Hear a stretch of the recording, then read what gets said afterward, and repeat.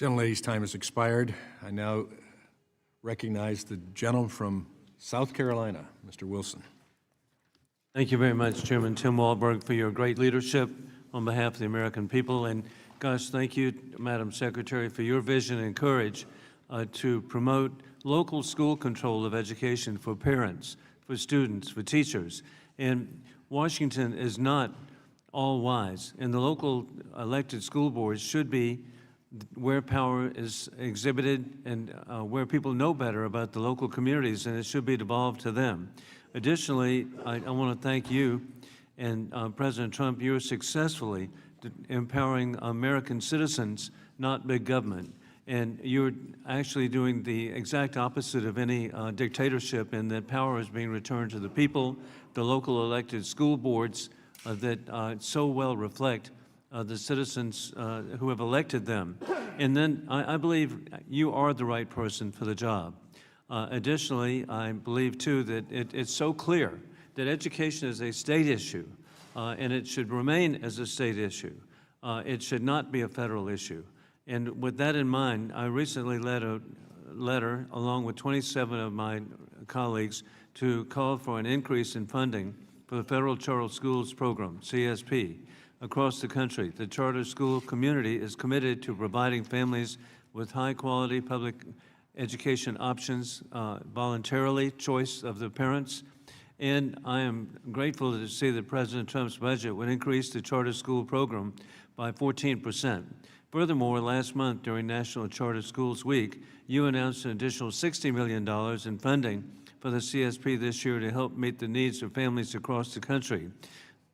For the American people, and particularly for the media, if you will explain what the success is of the voluntary school choice programs are, and how is this money going to be spent around the country? Well, thank you very much, Congressman Wilson, for your kind words about me. But also, I have visited many schools, many charter schools throughout the country already. And what I have seen with those charter schools is the innovation that they are allowed to use that you don't see in a lot of our public schools. And so I'm very pleased to see that the President is also supporting school choice. The President wants to make sure that the best education is that's closest to the child, whether that's homeschooling, charter schools, public schools, private schools, religious schools. He wants to make every opportunity available to all the children in the country. So I am pleased that we did increase the budget request for charter schools. And I too have visited the schools, and I visit all the schools that I can in the district I represent, every type that you just identified.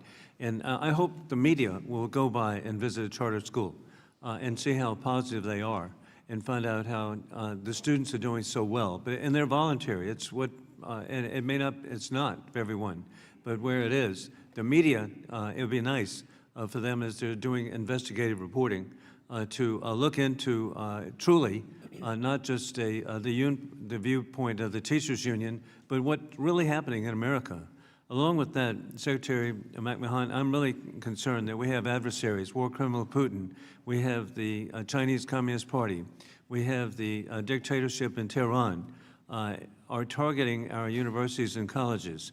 What can we do again to stop their inroads? And it's already been successful removing Confucius Institutes, which are a branch of the Communist Party, Chinese Communist Party. So what more can be done to promote freedom and democracy instead of totalitarianism?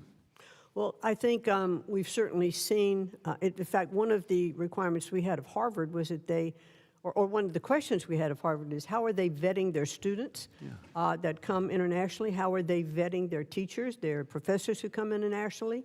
Do they have ideological backgrounds that are contrary to the United States government?